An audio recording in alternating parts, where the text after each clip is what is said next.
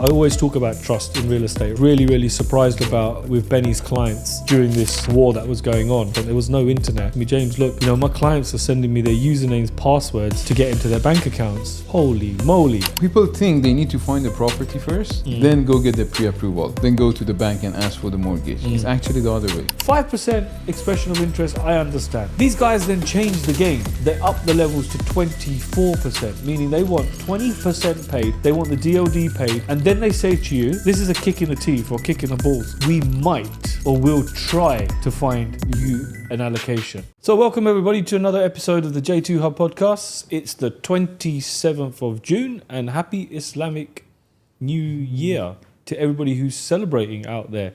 You'll probably hear this a couple of weeks after this date, so you might be wondering what's going on with the dates, but it's normally a couple of weeks after. But anyway, we're in a new studio today. We wanted to try something a little bit more relaxed, a little bit more chilled out, rather than being pretty stern on a table. And we thought we'd go for this nice little relaxed environment here with these comfy chairs. As always, I'm joined by my sidekick. Morning, James. Morning, Benny. I came casual as well. Yeah, you came casual today and I came in a suit. I thought, you know what? Normally I'm the one in the shirt and the trousers, but I thought, hey, you know what? It's a public holiday. I'll wear a double-breasted jacket today. Yeah. Looks good. Thank you. Well, look, Benny, we are heading into the holiday season, or the official kind of summer, where people say the market slows down, things start to get a little bit quieter, everybody disappears. Now, I don't particularly agree with that, personally. I think the summer months when nobody's here is the months where new agents can really kind of get their teeth stuck into the game and start to get some business rolling. If you're experienced, you've closed some numbers, you've done your targets, you've worked your ass off, yes, you need a mental reset, because everybody needs a mental reset. We're over 6 months of the year now, so it's a nice time to get away and just switch off and have a reset, which is what I'm going to do because I'm burnt out. But what's your advice to someone who's new?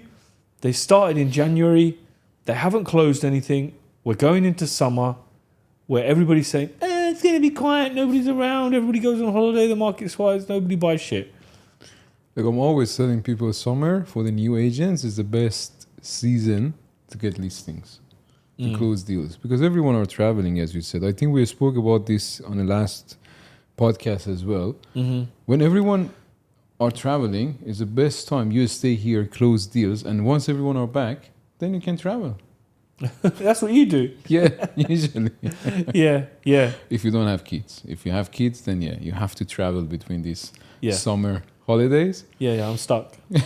But if they're new, they joined like January, February, they had 2-3 months to research the market, to understand the market and choose their area. Now it's time to killing it. Like call them, call the owners. Hey, this is me. I know you have this property. I'm happy to help you. Okay, they are already listed with someone else. Okay, fine. But how many offers did you receive? How many viewings did you do? So it's the best time to get those listings, work on it, and believe me, people are buying in summer. I have a saying, I'm always saying this. Real estate is not the ice cream shop. It's not going down or up like in summer or winter. No. Yeah. If there's a good project, there's always investor that they will buy. Yeah. No, I agree with you, man. I think, look, now we've got, you've got situations like, I know, look, ethically this is not correct and morally it's not correct, but these Russian companies that are offering these Telegram bots that allow you to get data and information from listings. It's really naughty, and I'm surprised it's not been stopped. But if you're a new agent, this could be a very, very powerful tool for you. If you're trying to get listings, now it's very easy for you to pop off onto one of the major platforms. I won't name any because, I'll, PF. I'll name it anyway. But, it's now very, very easy for you to subscribe to these Telegram bots that will give you owner details. Yeah, I agree. Like it's kind of gray area. Yeah. Like it's not ethical at the same time. I don't think it's ethical at all. No, it's a gray area because I had a discussion with one of our agents as well. She asked me, I told her about this software that they can use. She was like, no, I'm not going to use it. It's not ethical. So yeah, you're right. We are not even subscribing to it in the company. But You get the unit number. You call the owner. You speak to him. It's the owner's decision to be loyal to his agent or give the unit to you. Yeah. Yeah. So you're trying. You are the specialist in that area. You have a buyer. You want to close the deals. You want to find something for your buyer. Yeah. Use it then. But it's then his choice to stay loyal or give the unit to you. Mm. That's why we always telling the sellers, like, do it exclusive. When you sign the contract, even if it's for 2 weeks, do it exclusive because your agent's going to work hard on it. Mm. Yeah, I agree with you. Look, ethically, it's not correct. But then it's down to you, like, to have built a really good relationship with your seller or your client so that the minute somebody does contact them, they say, you know what, I'm working with an agent exclusively. I'm very, very happy with him. He does a great job for me, or she does a great job for me. I don't need to go elsewhere. I don't need to discuss any other business with you. And I love it when you call an owner and he gives you a number and says, deal with this person, and it's the agent. You know, that shows that the buyer or the seller has some kind of loyalty towards the person they're working with, you know, and that shows trust, integrity, you know, morally, that's all very good. And I see where you're coming from, Benny, where you say that it's up to the owner to make that decision. Yes, it is. But on the same token, I feel for the agents that have worked really fucking hard to get these listings, because you know it's not easy to get a listing, man. Easy at all. It's so difficult now, you know. Especially now. So these poor agents, someone's really busted their balls, you know, or broke their nuts to get this listing. And then suddenly you got some clever little Russians who've come up with this Telegram bot where you can put a URL in it and it's going to give you details of the owner and the unit. And it's not the portal's fault, actually. It's a loophole in Dubai Land Apartments Trakheesi system. Trakheesi system. Okay. Because what we do, people like, I'm telling this to the client so they understand. They think that listing a property for us is free. It's cheap. Mm. It's not actually. So to get the listing, we need a contract. Then we need to apply for Trakheesi permit. Trakheesi permit will cost us money to get. Mm. These guys finding it from that Trakheesi permit. Because to get the permit, you need to upload all the documents for the property. Then with that permit, you can go to Property Finder and then list your property. If you don't have the permit, Property Finder will not allow you to do the listing. Okay. So it's not actually their fault. So the bot or whatever AI workflow they're using has found a loophole to get into the Trakheesi system and pull off this information. Get the units from there. Yeah. Okay. It's smart. I'm not going to lie. It's very, very smart. And it's very, very powerful if used in the right way. Now, the way I can see this being used massively and powerfully is like mortgage companies. You know, mortgage companies could now suddenly have cases that they're underwriting a case for a client. Client comes to them and says, hey, Mr. Mortgage Man, I've got X amount I want to put down as a deposit. Me and my wife earn X amount. We can borrow. Mr. Mortgage Man says you can borrow 4 million, 4.5 million. Suddenly now they have a budget, okay? Yeah. Now from that budget, they can start seeing, can they move into certain areas? Okay, they might look at Talal, they might look at Damac Hills 1, they might look at Town Square, they might look at Cherry Woods, etc., whatever. They home it down to whatever they want. They can now filter this on Property Finder. True. Yeah? Then they can use these URLs, get the owner's details, and Mr. Mortgage Man's in a powerful position if he's calling up these sellers and saying, hey, look, I've got a full case here that was approved 4 days ago. This is how much money they can borrow. I've got their bank statement showing that they've got the deposit. Let's meet, let's do a deal. Unfortunately. Yeah, exactly. You know, and I've just listed out a business there for somebody, and you can have that one for free. But, you know, one thing that we've now bought in-house as well is mortgaging. You know, okay, we've got select partners that we work with, but we realise how important mortgages are for our clients. So we're doing the same thing. And, you know, there's a particular company out there that I really admire, and I love their branding. And I'm not sure if I can name them, but they're 4 letters. They've got an A and an L in their name, right? You can work that out, right? Really, really good. And one of our ex-employees works for them. And what I really like about this company is I love their branding. I love how they do it. I love their platform. I love their system. I love the whole thinking behind it. But these guys were initially mortgage brokers, you know, Mortgage brokers. You're a mortgage broker. You raise finance. But now they're heading a full-blown sales team. And they're doing well. Yeah. Now, I'm not saying ethically, well, I think there's a fine line actually. Ethically, that could be wrong. You know, because you are now, if somebody brings a client to you, there's a conflict of interest because you can actually offer a sales solution. Look, in the company, both of us believe to work ethically. Yeah.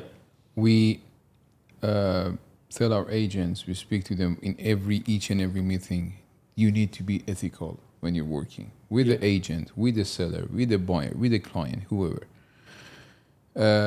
And this is what brings the credibility in the market.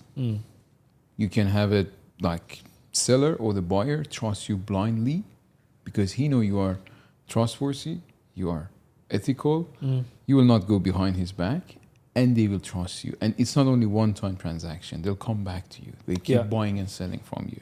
And that's one of our core values, though. You know, Exactly. It's instilled in our values from a very early stage when we deal with new staff or training. We have a set of values that, you know, shouts that point. Be ethical. Be ethical, exactly. And but what you mentioned here is like a business idea. It's really ethics. Usually, it's really gray area because you can always find the loophole.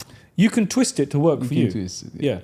You know, you can say ethically, I believe this is correct when somebody might ethically believe it's bullshit. You know? Well, it's a business idea. Someone might be successful. Yeah. If they provide a good service, the client will be happy as well. And I think that's why one of the reasons, like, we got mortgages now as well, is because I've realized there's a lot of European clients, and European clients very much want to know how much they can borrow before they go out looking for stuff, you know? Whereas I found other people off plans different. They'll just buy it and hope they can make the payments, or they've got some kind of forecast plan. But when you're selling secondary, these guys need a full proposal doing. True. And I think now with us, the fact that we can offer a full-blown proposal on how much you can borrow, how much you're eligible to, and then we reverse engineer it, you know, where somebody thinks, okay, I've got a 3.5 million dirham budget. Now I actually know what I can buy. You know, I can home in, I can focus in. Whereas I think doing it the other way around, where somebody finds something, they've got a pretty loose pre-approval going on, nothing's really firm. That's a misunderstanding in the market, actually. Like, people think they need to find the property first, then go get the pre-approval, then go to the bank and ask for the mortgage. It's actually the other way. It's better. It's more powerful the other way around. You have to have the pre-approval before even start searching for the property. Yeah. You know why? Because, you're like, this is my salary, this is my down payment. I'm looking for a 2-bedroom around 2.5 million or 3 million in downtown. Suddenly, you go to the bank, you get the pre-approval for the 5 million. You were thinking you need to put 40% down. The bank will tell you, no, based on your profile, we can do it with 20% down. We'll give you 80% mortgage. Suddenly, everything changed. Yeah. So you're in a different buying bracket now. It can be the opposite way as well. It can be, you think you might get 5 million. You go and find the property. You sign the contract. On the contract, you have 10% security deposit as a buyer. You sign the contract for 5 million. You go to the bank. The bank will come back to you. Look, your credit score is not good. We can give you only 2.5 million. Then what you're gonna do? You have 10% deposit on the contract. You're gonna lose 500,000 here, no matter what. Yeah. You're gonna lose it. Yeah, it's a good way of looking at it.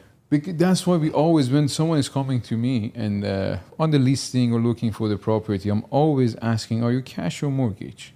The reason behind that, if they're a mortgage buyer, they need to have the pre-approval. And I'm always explaining to them, it's a leverage for them as a buyer, because if I want to sell my property and someone come to me and they don't have a pre-approval, I'm not going to accept it.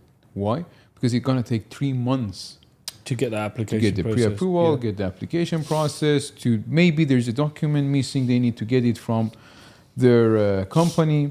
It can take up to 3 months. But if someone is coming to me with the pre-approval, for me, it's a 1 month deal. Yeah, of course it is. It can be done within 4 weeks. And you know what? I think buyers need to realize when us as a brokerage is asking you about your profile and saying, look, are you a cash buyer or are you a mortgage buyer? We're asking you to protect you as well, because if you decide you don't want to divulge that information and you decide, let me go ahead with this unit anyway, I'll sign the contract F, I'll pay the 10% deposit, and I'll try and work out if I can get the mortgage. That's the wrong way of doing it.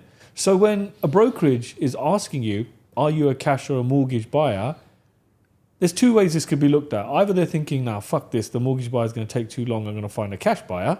Or they actually got your best interest at heart, where they're thinking, let me make sure that this buyer can actually afford this unit, rather than letting them go ahead through the contract stages and put their nuts on the line, be sealed in on a contract, and then later on have to default. Exactly. Because I'm always telling them, like, there's always a unit. We can get you a unit, 100K more, 100K less. Yeah. But the most important thing for you to understand how much you can get. If you're an investor and you're getting like 5-6 million, as an investment like perspective, is the best to use the maximum. Yeah. Buy, renovate, flip, whatever strategy you have. As an end user, okay, you need to understand how much you're getting, because it can change the area you're looking for. Yeah. Maybe your office is like in business, but you're looking for downtown. But you want something in downtown, but you're looking in JVC. Why? Because you think you cannot get the money for downtown. But when you get the pre-approval, suddenly you see, okay, now you're eligible for downtown as well. Yeah. It changed everything. Yeah. It's best to have that approval done. And it doesn't cost you anything. No, pre-approval is valid for 30 days, 30 to 60 days, I believe.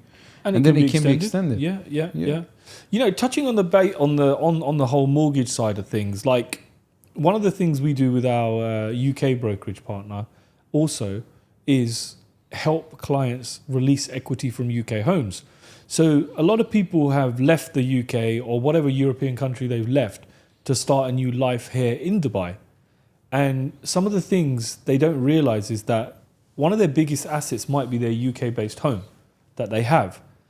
And if you've owned it for a substantial period of time, there's going to be some serious equity sitting in that home. True. There's going to be some profit you've got in that home. Now, yeah, it's all good to have equity in a home, and on paper you could be a millionaire, you could have, 2 million in equity. But unless that equity is released and you're doing something with it, this is just a paperwork exercise. You are a paperwork millionaire. So you're asset rich. Yeah, asset rich. Now, don't have any money. No, you don't have the money. And I've worked with a number of clients where they've really wanted to buy a few investment properties here. And when we've done a full assessment on their UK-based portfolio, or we've done an assessment on their investment portfolio, we've been able to realize that actually, you know what? You can release a little bit of equity from here, you can release a little bit of equity from here, and it doesn't make a big difference on your repayments on your mortgage. Yes, your mortgage increases, but your rent is strong enough to cover that payment. Then suddenly what you've done is you've released equity from a market that isn't doing too well at the moment in the UK, and you've taken that money and you've stuck that money into property here in Dubai. And then now suddenly all your hard work in the UK to build this home is now being multiplied in a market that's doing really, really well. And this is what I say to a lot of my clients when they move over here as well. And they're umming and ahhing, should I buy something, should I not? I say, look, it's not what you've got now here in Dubai. Let's look at this on a broader level. Let's look at your investment portfolio. Let's see what funds you have available. Let's see what's kicking around. Let's pull money in together and get you that deposit to get you onto that mortgage. Because what you end up finding is that once you're locked into this mortgage, your mortgage payment each month, ironically, can be a lot less than your rental payment.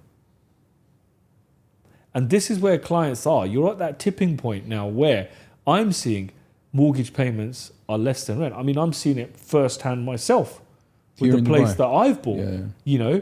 Yeah. My mortgage payment, ironically, is 3,000 cheaper than the rent was each month. Yes, I had to come up with the the initial money as a deposit. But how did I do that? I released it from a property in the UK. And I did exactly the same thing.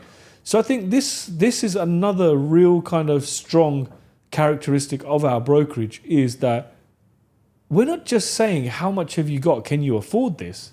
We're saying, okay, there's a few obstacles here. There's a few problems here. let's find a damn solution, man. Let's go back and find a solution for you where we can pull your money from other places or do an investment portfolio review.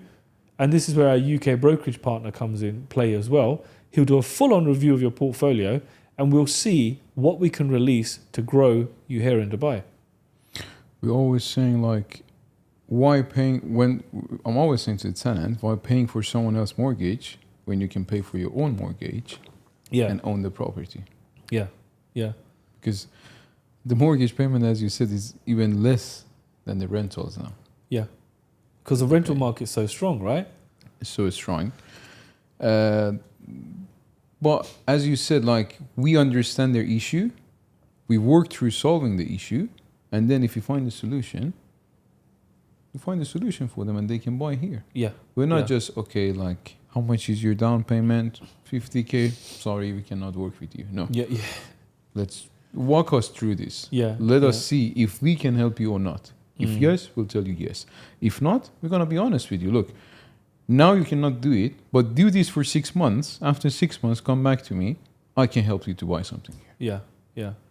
There's always a plan of action, right? I mean, it's very easy to turn someone away when they say on a consultation call, oh, you know what, I've only got $40,000. It's very easy. A broker would normally say, oh, sorry, I can't help you. In fact, you can actually help them. There's a number of projects you could help them with. There's a number of things you could advise on and help them with. It's like, don't just shoot the person down just because you think they don't have the money. $50,000 is a good down payment. Yeah. Here in Dubai, you can own a property with 10%.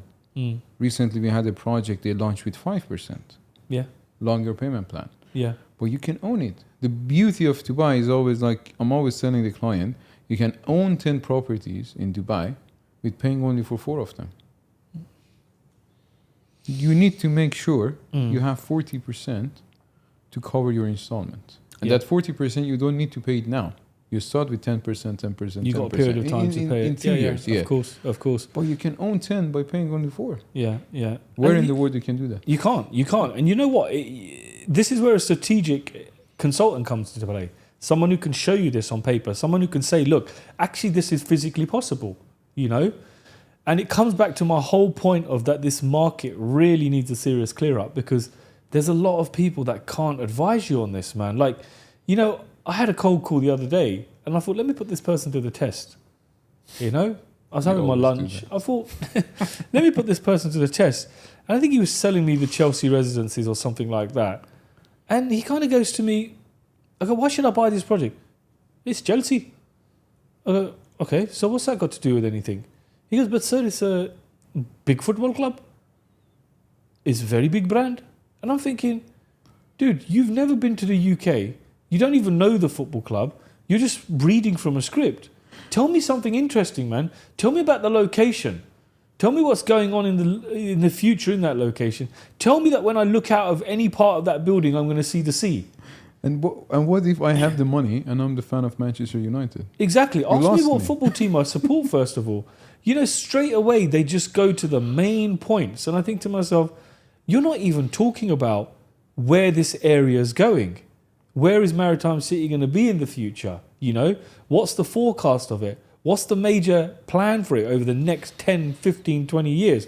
Sell me the dream, man. Sell me the future. Show me the future. I don't want to know about now. Don't tell me that the building lights up blue when the fucking football team scores a goal. That's going to keep people awake at night because there's a time difference on when the football's on. But that's going to increase my service charge. Why should I pay for this? Exactly. How is that a selling point to me? Okay, every time the football team scores a goal, the building is lit up in blue. Oh, sign me up. There you go. Take my fucking money. I'll buy it. So it comes back to that point where the market needs a huge clear up, man. A huge clear up, or there should be a test every year. Yeah. Which will be taken from the agent, from the brokers. Yeah. Like, I know we have a RERA test right now. They need to take the test to get the RERA card, the broker card. But it's online. I'm strict about this for all of our agents when they join. They should read the book first. I don't care if they want to put it in ChatGPT or wherever to get the bullet points.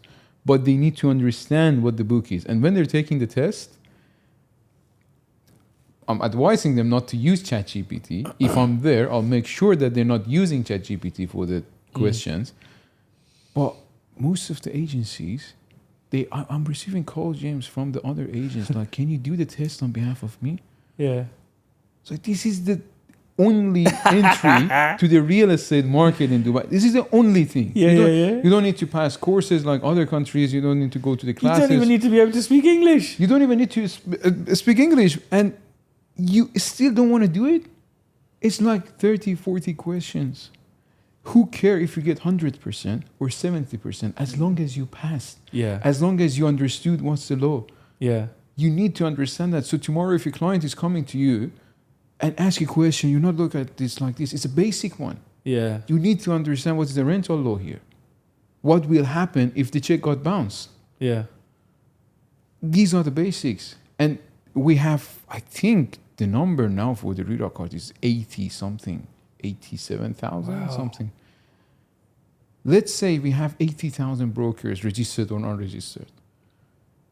I can say out of these 80,000, maybe 8,000 of them, even less, Oh, good. are good. They understand what they're doing in the market. Mm.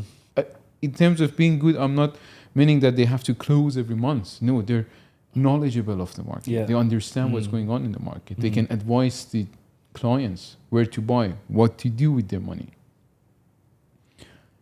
I think this needs to be corrected. Like every year, it should be an exam, or every 2 years at least, it should be an exam for the people to understand what's going on. If there's an update in the market, like recently they update we used to get POA for our clients who does not have a bank account here, and we used to sell their properties, take the money, and transfer to them legally. Like it's a POA, everything is involved. Recently, last week, I think 2 weeks ago, they announced that when someone is selling the property, the check should only be under the seller name. So they don't care if he has a bank account here or not. Only the seller can accept the check. It cannot be under the POA name anymore. So imagine if you don't know this. Tomorrow you sign the contract, you done the POA, you go to the trustee office, you have everything done, and you cannot accept the check as a POA. Yeah. Yeah, you need to keep up to date, because the thing is, here in Dubai, things change very quickly. Very quickly. New Because laws, it's a new systems. market. Yeah, It's not like UK 100 years old. It's not like US. It's not like China. No, it's a new market. It's 15, 17 years old. Like I know we had building older than 17 years, but the real estate market, since it's become freehold, people start coming here, investing here, maximum 17 years. It's still very new, yeah, It's yeah. very new. Yeah, yeah. No, I agree with you. Like they do the test. Maybe they could make it like the States or Canada, where to get your real estate license is actually quite a big deal. You know, there's It is some a big skill deal. involved. It is a big deal because I'm always saying you're dealing with maybe someone's lifetime investment. Their life savings. Lifetime savings, yeah. Don't look at it as 100K or 200K. Maybe this guy worked hard. His whole life. Yeah. To 3,000, 1,000 savings per month. So he wants to buy a property for his family. Yeah. Don't look at it as like you just selling something. Yeah. Yeah. It should be a big deal. Benny, I know what developers playing games. I know. It's a topic we've been talking about this week quite a lot. Like, you know, it's actually really, really annoyed me to the sense that you think with a particular developer, I'm not going to mention any names, although I'd love to mention some names, but I'll let you figure it out. You know, it begins with a D. That's all I'm going to say. Begins with a D. It could be a number of them, so we'll go with that. Yeah. Anyway, so, you know, recently we've, since the beginning of the year, sold quite a few townhouses, you know, and independent, like, twin villas. So there's been decent flow coming in, you know, decent stock for the developer as a small agency. And they've acknowledged that, yes, you guys have sold decent numbers as someone that's very, very small, with a small team. But what's really started to piss me off recently with these big names is that they're really starting to call the shots. You know, when I mean call the shots, like, first of all, it's like the first conversation was, I remember I could go into there, we could look at the stock list, we could highlight a few numbers of units, the client could pay a 5% after saying, okay, I like this, pay the 5%, book the unit, which is how things should be done. Yeah. Then it suddenly changed to, we want 5% before we even talk to you.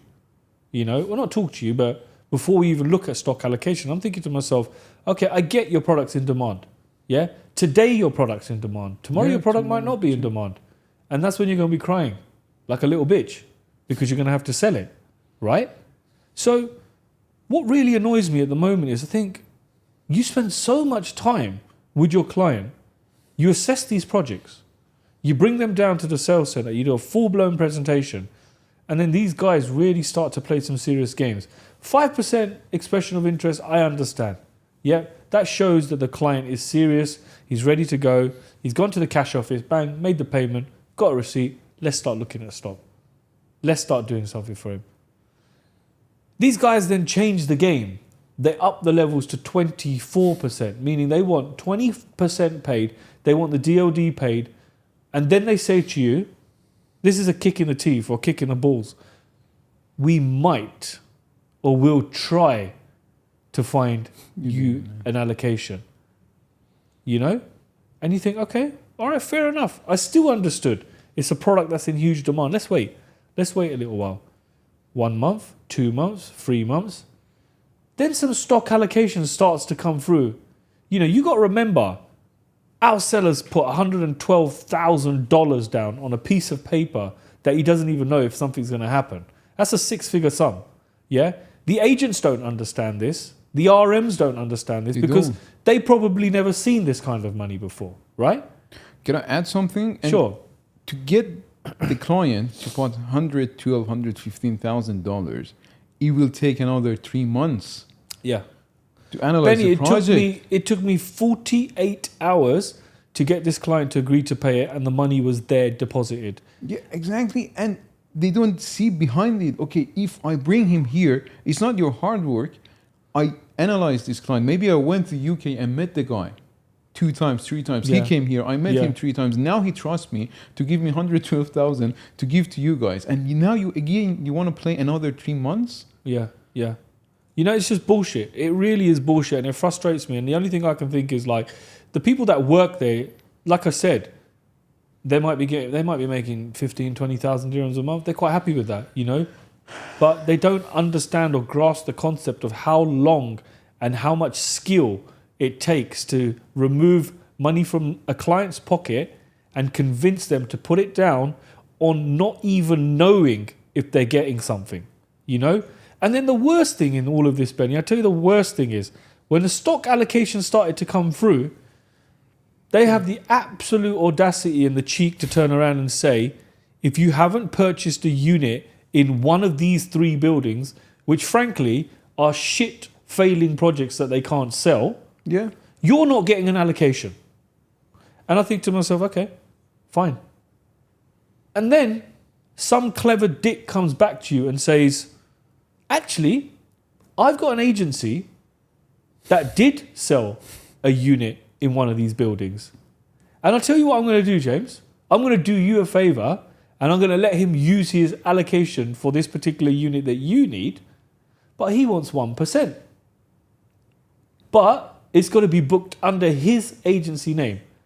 Now, for me, I've never done split commission deals like this and I've got no intention of doing it. I'd rather my client walk away from the deal, I get him a full refund and I put him into something else. Yeah. Because what I'm doing here by doing this is putting my client at risk by now transferring all of his details to another agency that I don't know, letting this agency deal with my client, booking a unit for my client. All the future correspondence is going to be done with this agency. And I don't even know this person at the agency. And I don't even know if right at the end of it, I'm going to get paid for my hard work. Because all of the power now lies with this new agency who is booking this unit on your behalf. And you're doing this with your own will. Yes. You're giving the client. Yes. So tomorrow, if they don't pay you, you cannot do anything. And you're not protected in any way, shape or form. Oh, an A2A will protect you. No, it won't. You don't know what you're talking about. No, A2A doesn't mean anything here if it's off-plan directly from the developer. And I can almost guarantee you, Benny, that the person who suggested this ludicrously stupid idea will have some portion of commission split coming to them. Of course. You know? So for me, it is greed. It's greed. And you know what? It's very, very disappointing. And I'm almost certain that the owners of this company probably don't know what's going on. They could be quite oblivious to this. There could be stock allocation there genuinely for clients that have paid 24%. But on a secondary, tertiary level, these agents and these RMs are stepping in and thinking, hold on a second, we can make some money here. Yeah. You know? Like, I really feel like the owner of this company is a very honorable guy. You know, has done amazing things. Yes. Phenomenal things. I've got a lot of respect for him. And now the future generation that's taken over the company, again, a lot of admiration for them too. But I hate it when these agents say to me, oh, this has come from the bosses above. No. You know, I am almost certain that those guys at the level that they operate, they don't need to be doing this. And I try to explain to the developer, I said, look, these clients are a group of 4 to 5 that buy together. They've expressed an interest in one of your latest projects. And they already bought how many? And they've already bought multiple units from you. They've had 3 EOIs refunded in the last 2 months because you guys are playing games. Do you not see the bigger picture that this is very easily going to become a 200, 300 million dirham client to you? Do you not see that? They don't. They don't see that at all, right? No, And it's just so frustrating for me because this is not how I do business. And I think the agent or our account manager was very surprised when I said, I don't want to do the deal. It's fine. I'll let my client wait. I'll get an EOI refund. But one thing I'm not doing is risking my client with you guys or a secondary agency, because at the end of the day, my interest is with my client. And these clients I've worked with for a long time. And they're no longer on client level. I've had dinners with his family. I know his children. I've met his wife. I know what business interests he has.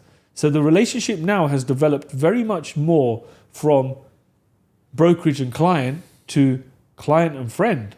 When he's over, we meet, we discuss. He relies on me. I rely on him for certain information, you know? And I think developers do not get this. They don't get this. And James, I'll add something. We always saying to our agents as well, the real work is sought after they sign the deal. Yeah. So if you give your client to someone else who you don't know, what if tomorrow he wants to postpone one of his installment? Yeah. He wants help from you. He wants to adjust something there. You need to do that because it's your client. But in this case, you cannot do it. Yeah. Because it's actually their client. Exactly. They book the unit. Exactly. Whatever needs to be done, they have to do it. Yeah. I can't offer you that follow-up VIP service anymore. So we rather lose the deal Yeah. just to save our client, protect our client, compared to give it to someone else. Exactly. And that's one of our core values. We say to our team, lose the deal if it doesn't look right. If it doesn't work, do not put the client into it. Yeah. How many other brokerages will be saying that to people? Lose the deal, lose the commission if the deal is not right for your client. You know, and I really hope that the owner or someone senior watches this, because I don't think it's your fault. No. You know? Not. And I really feel that maybe your sales team could use some kind of training on this level to understand relationships. You know, to understand what a brokerage and a consultancy goes through to form relationships. Yeah. And if you could understand that, maybe your approach towards this would be so much more different. I have so much respect for so many developer agents. It's a hard work they're doing. They're dealing with so many brokers in the market and the clients. We have few good one of them in different developers, which we have respect for them. We work with them. But most of them, James, they don't understand what we are going through until we get the client there. Yeah. There are some, brokers maybe out there, I'm calling them like a taxi driver. They pick up the client, they drop to the sales agent, the sales gallery in the developer, and the sales agent will close them. But we're not doing this. We're not picking up the client if we don't know what they're looking for. Yeah. Before even pick them up, we go to them, we sit with them half an hour, 40 minutes to understand what they want. Yeah. Then we have our own pitch for each and every developer. Absolutely. Okay, these are good for these. Emaar, Shoba, Neshama, whatever, they're good for these things. So based on what you explained to me, I think we need to go to these two. Even if we go there, we don't ask for the sales agent to come there. We do the pitch right at the end when we need the inventory. Okay, now come here, help us Yeah. with the inventory. Yeah. But most of them, they don't understand that this is a hard work to get there. Mm. It's not just, okay, give me the check if you want the unit. No. Yeah.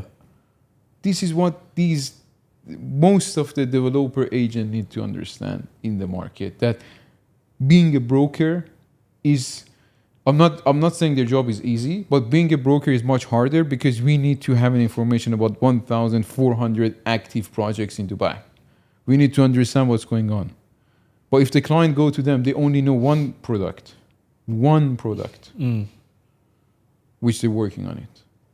So 1,400, if they're the biggest developer, let's say the maximum they have, 50 projects, 60 projects active that they have inventory. Yeah, it's just a joke. It pissed me off. It really pissed me off. And you saw me when it happened to you. I was trying to call everyone. Yeah, yeah. It really pissed me off. Yeah. And it's just, like I said to you, man, it's really disheartening because now you've got several clients that are looking for exactly the same product, but the way you've been treated by the developer, you think to yourself, you know what? It's fine. I'll lose the deal. I'll lose the deal and I'll take him somewhere else. Because the way you've dealt with me, somebody's going to deal with me a totally different way. You know, it's going to be a much, much better service. And don't think you're the only person with product out there, because there's a lot of people building a lot of good product. And yes, your marketing game might be strong, which I give you, very strong. Yeah, very Conceptually, your game is very good. Idea-wise, ideations, the stuff that you're coming out is very, very good. But when you start breaking stuff down, there's a hell of a lot of other people that compete with you that build a much better product than you guys do, you know? And you can easily get your client away from brand recognition and get them to start looking at stuff that is just as good, you know? So it's unfortunate. It's very disappointing. It's very, very upsetting when these guys do this. And I just wish somebody up at the top, the powers that be, would actually listen. Can I add one last thing for this specific developer? There is a reason they don't have much repeated clients. Okay. Why is that?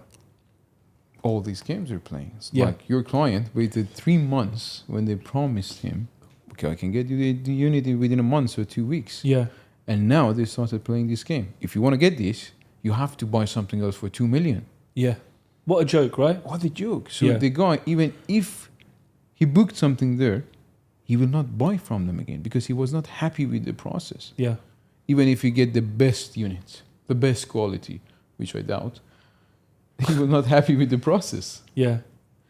So this is why, like, there's a difference between Emaar, Meras, and these other developers. Yeah, you Why? can tell. Because like Emaar, most of their clients, most of their buyers are repeated clients. Oh, Even yeah, if they yeah. lost money, Yeah.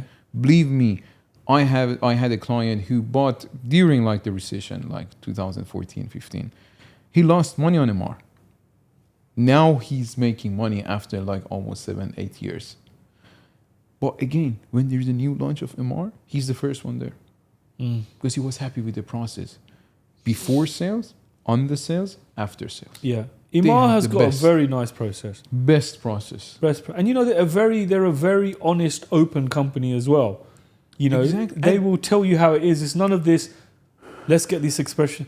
Yeah, you know, all I hear from this developer that I'm annoyed with is, get me the UI and I see what I can do. Wow, It's like, who are you, fucking James Bond? Bro, like, you can't afford to buy this unit. You don't own no units. Don't talk like, you know, you're the owner of this company. Be sympathetic. Understand the client's needs. You know? Exactly, but they don't care. Like, even for us as a broker, if we sell something in Emaar, if the client buy more than I think 50 million, they're not our clients anymore. They're gonna be Emaar exclusive clients. Yeah. But we don't care because we know what we're selling them is good. Yeah. We know we can. It's hard to get the unit in Emaar as well because there's a demand for it. But they're not playing game with you. No. They No. might sometimes, as a marketing, maybe they might hold a portion of the inventory or sell it in a bulk or a full floor. Yeah. But they will not play these games. No. If there's inventory coming, first come, first serve. Exactly. If you were fast, exactly. put the EY first, Yeah. you get the They unit. don't say to you, okay, if you want an Oasis 5-bedroom, 25 million villa, go and buy a 2-bedroom in Creek Harbour. There's none of this bullshit. You know, it's very straight, very fair. You go to any of their sales center, their coffee's always good, their refreshments are always good, the service is always good. Yes, it's a premium product, and there's a damn good reason why it's a premium product, you know? And then when you look at their sister company, Neshama, there's a lot of that's followed through. Same. You know, the coffee's great, the service is great. It's almost as if like Emaar has their training down to a ground, you know? Whoever is, obviously, you got a great visionary who leads that company. You know, hats off to Mr. Alabar. What he does is absolutely fantastic. I'm very inspired by the guy. You know, I'd love to meet him. Met his son. So, Yeah, you know, one step closer to Mr. Alabar. But, you know, you can tell he's an entrepreneur. He's a visionary. Some of the things he does, he comes up with. You know, it's like that interview he did. He goes, I'm the only person who gets paid for a product day one, and I hand it over 3 years later. That's how good my product. And when he said that line, I was like, this guy is the guy. Yeah. You know? And a lot of people could learn something from the way these companies are. Why do they do so well? Why does everybody know about them? Exactly. You know? There's a whole system behind it. They don't have a bad reputation. Yes, projects go wrong, things go wrong. It's not going wrong. It's a real estate market. Yeah. Sometimes it's high, sometimes it's down. We all understand 5-7 years cycle. Okay. Yeah. My client bought something in 2015. He lost around 400K on the property, on the handover, but he kept it. Yeah. He didn't sell. It's like, okay, I'll keep it. Now he's in almost 1 million profit. Yeah. Yeah. It's just market Because conditions, it's real right? estate. Yeah. Yeah. With Emaar, we're always saying Emaar will never lose value. Yeah. Never lose value. That's a different case. And go back to the sales center with a developer who pissed you off. When you go there, there's not even a parking. There's not even a place to sit with your client and talk. Yeah. Very bad. Never. It's so badly done. When you go to Emaar, there's a parking. There's a nice coffee. Yeah. There's 2-floor sales center. Yeah. Yeah. Wherever you want to sit with your client. There are meeting rooms available. Everything. You know, somebody has really thought about the whole process of when you drive up to an Emaar sales center. You know, some of them have valet, some of them don't have valet, which is not the end of the world. Parking is very close. You walk in, you feel relaxed. You know, you look at the coffee area where you go and have a coffee and snacks. They've almost designed it for you to feel at ease when you walk in. And that's what you want with a client. You want your client to feel at ease. You want your client to feel relaxed. Because like you said, they're about to make a decision here which involves a hell of a lot of money. Exactly. You know? And you know what, Benny? On the same token, if we as brokers have issues like this to deal with, imagine a client going directly to a broker. You know, this is why I say, yeah, you can walk into an Emaar center, a Damac center, wherever. You can go and do a transaction directly. But when you have problems in the future, just imagine how difficult it's going to be. I've got a client right now who's trying to get an EOI refund with a developer. Good luck. I did not even help this guy. This is not even my sale. Just because he knows me, I'm assisting him in the process. There is form after form to fill. There is this registration that happened, this approval that needs to happen.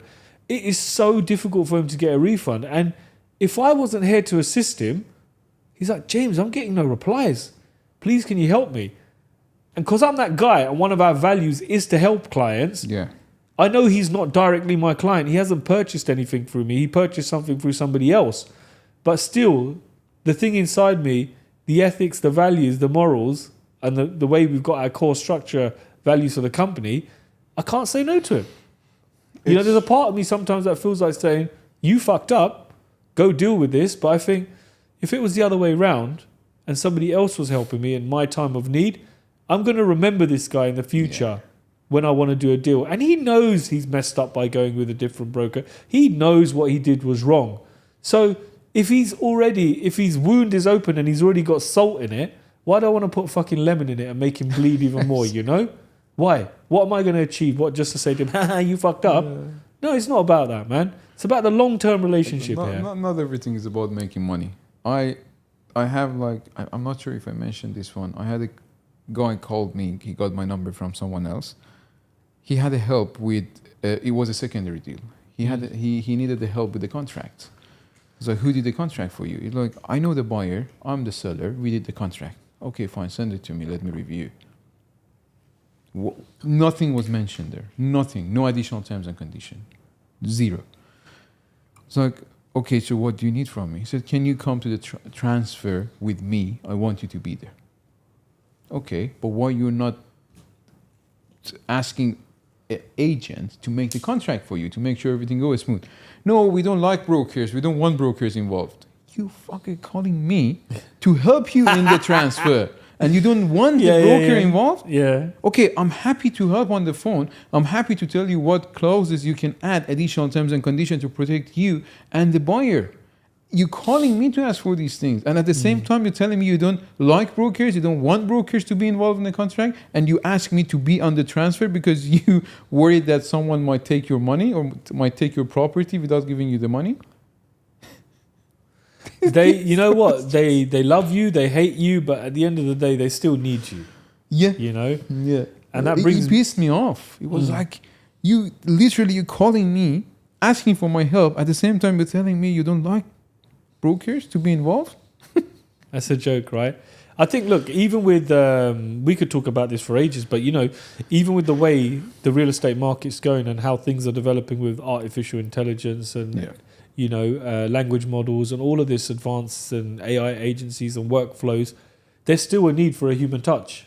You know, there is still very much a need for a human touch. And I say it, there are big developers. We spoke about it last time. You know, Emaar has their own platform now where you can, you know, people can transact directly. They'll save broker fees. They'll do this. But look, at the end of the day, how do you know you're selling it for the right price? How do you know what you're buying is correct? It's not doing market appraisals for you. There's no one there who's going to physically go and check stuff for you, you know? So I still feel, like you said, there's still very much this need for that personal touch in real estate, even though AI is going to start taking over a lot of it. And I saw this interview with this chap who was talking about 90% of agents will be gone. You know, I think you know who it is. There was a big LinkedIn article on it. Chap used to work for Groupon or something. I can't remember his name anyway. And it might happen. Yeah, no doubt it will at some point. But there's this whole scarcity with it, right? Like times are changing. Of course, you know, times are changing. It's like when Blockbuster went from video rentals, Netflix come along. Yeah. You went from Our Price and Virgin Music mega stores doing CDs and tapes. MP3s came along, then from MP3s where we are now with it Spotify, digital streaming. The way cinema is going to go, you can walk into a cinema and artificially decide what film you want to watch on the way you feel, and it will generate a movie for you. You know, they're saying the next big blockbuster will be shot by somebody who's got a very small team. A lot of it will be AI influenced, and a lot of it will be shot with iPhones. You know, so I understand things are changing, but behind all of this, you still need a flipping human touch, man. Human to human touch. That at the moment artificial intelligence can't do, you know, and I don't think in my lifetime I'm about to see a real life robot that's going to turn up and take you to go and flip in, see a property. You don't never say never. No, it might happen. It might Never say happen, never. honestly. James, before we wrap it, I want your opinion on something. With all these things happening in this GCC, Iran, with the situation we know, what do you think? Because I'm getting so many messages that, Dubai gonna go down because of this situation. No one is coming to the GCC. What happened with Qatar last week? What is your thoughts? Look, firstly, my opinion is that it was all a very clever, orchestrated marketing plan. What happened? That's my opinion on it. I feel it's very orchestrated what's happened, yeah? But we're not talking about that. We're not talking about who was right, who was wrong. Big up Donald Trump. I think he's an amazing businessman, an amazing marketer on the way all of this has gone. But in answer to your question, Benny, I know this is a very personal subject because you're Iranian yourself. You know, in all of this, what I love is that the UAE and Dubai in particular is still it's a safe haven. It's a safe haven where people will still put their money into, knowing that just on the doorstep there's conflict going on. Because we're close to Iran. You know, we're very close where we are. And I had many clients ring me James, we're going into World War III. I need to sell my property. My property's gonna fall. What should I do? I was like, look, just calm the hell down first of all, man. Like, you're panicking and nothing's happened.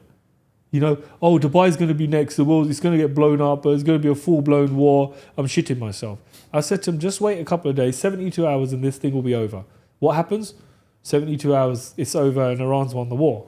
No one won. Yeah, well, Let's put no one won. Okay, it was a tie. Just marketing. The other side was saying we won. This side was saying we won. Yeah. It was just people. But what I'm saying is, Benny, no matter what's going on in the world, wherever it's going on in the world, whether it's England, Europe, America, Canada, Asia countries or Iran, or Israel, whatever, what tends to happen is that Dubai is very much like, hey, to save human. We acknowledge what you guys are doing. You guys carry on fighting. We're the good boys. You know, it's like in a school, you got the naughty kids fighting, messing around in class. There's always that one good kid who sits in the quiet, he's just like, carries on doing his schoolwork, carries on getting A grades in his thing. He knows where his life's going. And I feel Dubai is very much like that. UAE is very much like that. They know where they're going. They got a long-term vision, a long-term goal, a long-term plan, and they're very tunnel vision. They stick to that lane. They're not diverting. They're not saying, oh, let's go and see what these guys are doing. Oh, let's go and interfere in here. Let's go and put our fingers in here. They're like, nope, we know where we're going. This is how we're going to do it. And on top of that, everything they offer everyone else is hugely attractive. When people are ruining places, ruining countries, ruining policies, ruining things, Dubai is just like, come along. This is great. This is great. This is great. This is great. I spoke about it before. I think at a time like we're in right now, I can almost imagine there's a hell of a lot of Iranian people that wish they could move their money here, or they are moving their money here, or their next investment is in a place like this. In a place like Dubai, yeah. And the thing is that, like, I know we had 12 days. It was 12 days. But during that 12 days, we had 2 amazing project launch. And I know the one you missed out on. on. Both of them were sold within like 3-4 minutes. Yeah. The tokens were gone within 3-4 minutes. This is showing that I'll know what's going on at the doorstep, okay? But nothing will happen to Dubai. Nothing will happen to UAE. They're not going to get involved. Of course, they're going to give you statements. Yeah. Because we have a sea border with Iran. So they have to give a statement. They have to support one point. Not supporting, but like saying which one is right, which one is wrong, you know? But at the same time, as you said, they have a plan, they have a vision, they want to follow that plan and vision. Yeah. They're not going to get involved in anything. Yeah. So I don't blame them. No matter what's happening in this part of the world, Dubai will be always the safe haven. You know, I just want to add something to that before we wrap it up. I want to add an element of trust. I always talk about trust in real estate, right? And one thing that I was really, really surprised about with Benny's clients during this war that was going on, they had lack of internet. So internet went from like 80%, 90% down to 0%. There was no internet. Now, a lot of these clients had payments to make for their payment plans, you know? And I was shocked. Me and Benny were having lunch one afternoon, a lunch meeting, and he goes to me, James, look, you know, my clients are sending me their usernames, passwords to get into their bank accounts. And I'm like, holy moly. And, you know, I thought to myself at that point, if you are a broker who's got to the level where a client is trusting you with their online banking. Now, I know there was a lot of clients that used to trust Z. They used to leave their checkbooks with Z, you know, Realtor on a Harley. And he used to show me. And I used to think, wow, man, what a great level to be. And he's a great guy. People trust him. He's a fantastic character. He's an awesome human being as well. You know, people trust him on that level. And so he could write a check if he was that way inclined, but he never did. You know, he was ready with checks to place for his clients. That took a long time. Now, when your clients were sending you passwords and logins for online banking, I'm thinking, holy moly, this is a whole different level, you know, and their payment might have been 60, 70,000 dirham. There's a good few million sitting in these bank accounts. And if you was a complete arsehole, you could have just wiped them out and be gone, you know. So it just goes to show the level of trust there. And then it got me thinking, In fact, there's been a lot of clients that have sold properties. The payments have come to us. We've had 10, 15 million dirhams sitting there for clients. And they're quite relaxed where they're like, just send it when I need it. Whenever. I trust you. And you think, this is totally a different level. My client the other day, $110,000 sent from Canada as an EOI for a unit. And he's never seen the community. He doesn't know what the community is about. It's based on me saying, yes, this is good. And you see what happens is when you do this game properly, when you position yourself in real estate as an authority that people will trust, this is the level of trust people can have. I'm always saying in business, it's not about how much money you have. It's about how much credit you have in the market. Yeah. Yeah. It's always about that. You go to the client, you go to the agent, you go to the colleague. It's about your credit you have out in the market. Yeah. You can have $1 million or 2 million sitting in the account. You can have billions credit in the market. Yeah. Well, Benny, that wraps up another Friday episode. It's a national holiday. I'm sure a lot of people are out there sleeping. The roads are very, very quiet today. But yeah, look, just to finish off on the point of getting the right advice. So we all offer, in our brokerage, all of our brokers offer a kind of 20-minute consultation. Yeah. And the reason for that consultation is really just to get you up to speed, get you relaxed, get you understanding the market, And now what we do is we have adopted a lot of AI techniques where the whole call is structured to be a consultation call for you, which builds not a marketing, but an investment strategy report. So you can take that report wherever you want to go and use that to try and find your new purchase. Obviously, we'd love it if you worked with us, but the whole point of the call is to help you understand the market. Again, to look at you as a client, to look at your portfolio, to look at your investment strategy, to understand where you are on how much you can invest and really point you in the right direction, not just be one of those brokerages that sends you a message saying, oh, hello, sir, hot project, 1 bedroom, 950, 50-50 payment plan, post handover, 20 years. That's not how we do things, man. We will very rarely even suggest you a product until we understand what your requirements are. And we have a great team, which are who are trained by us. Yeah. They can see them on our social media pages, mine, you. Yeah. We tag them, we collaborate with them. They all have this link, which if they like to work with them, book a meeting with them. Yeah. Yeah. They are also knowledgeable about the market. As I've said, they're trained by us. Yeah. So they can help them. And we have a great team which can support all the clients. Yeah. And we're very proud of it because, we're not one of those firms that hires hundreds and hundreds of people and hopes 2 or 3 good ones stick around. We've really taken our time to kind of cherry pick people that we want to work with, and even newbies. We've cherry picked new people that we can see some kind of potential in. And it's really, for me, it's a really exciting experience when a newbie joins us and then, within a few weeks or within a month, they've closed something. And you think, this person listened to every single thing we spoke about and they went ahead and closed the deal. Look, if they hear this, they give us a bit headache at first. Not headache, so many questions. Yeah. But they're amazing. Yeah, but questions are good, right? Because I'm always telling them, you have to ask questions for the first 2 deals. Yeah. If for the 3rd deal, you're coming back to me and asking questions, then it's your fault. Then there's a problem. But for the first 2 deals, you have to ask until you learn. Yeah. But they did amazing. Especially these 2 ladies joining us, they did great.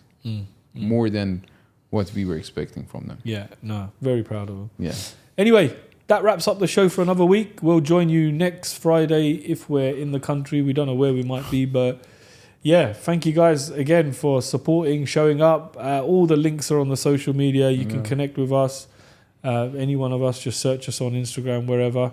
And it's always nice to hear some comments below, or obviously follow. Let's get this show up there as being a good show for real estate. And if anybody's got any interesting guests that they think we should speak to, put it down in the comments somewhere below here. Any topics they want us to cover? Any topics as well. That's a good one. Anything you guys want us to go deep into, we're happy to do so. Benny, Thank you, that's James. a wrap. I'll see you next week. See you.